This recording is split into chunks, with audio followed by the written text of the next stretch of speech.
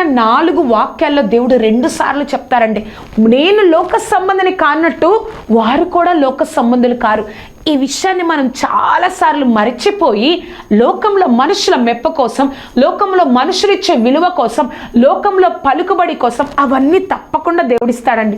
వాటి కోసమే నువ్వు ప్రయాస పడతావా, విలువైన ఆ యొక్క పరలోక జీవితాన్ని, ఆ యొక్క నిత్య జీవితాన్ని పోగొట్టుకుంటావు. నువ్వు లోక సంబంధివి కానప్పుడు వాటి కోసం నువ్వు ఎందుకు పరుగులెడుతున్నావు? నువ్వు లోక సంబంధివి కానప్పుడు వాటి కోసం నువ్వు ఎందుకు ప్రయాసపడుతున్నావు? నీ విలువ ఏంటో దేవుడు మనకు అర్థమయ్యేటట్లు చెప్పారు కదా. నీ విలువ దేవుని దృష్టిలో ఎంతో విలువైనది. ఏమిటి అంటే, మొట్టమొదటిగా నువ్వు నేను ఆయన యొక్క కుమారులము, కుమార్తెలము. అంతేకాదు మనం రాజులైన యాజక సమూహము, దేవుని సొత్తైన ప్రజలము.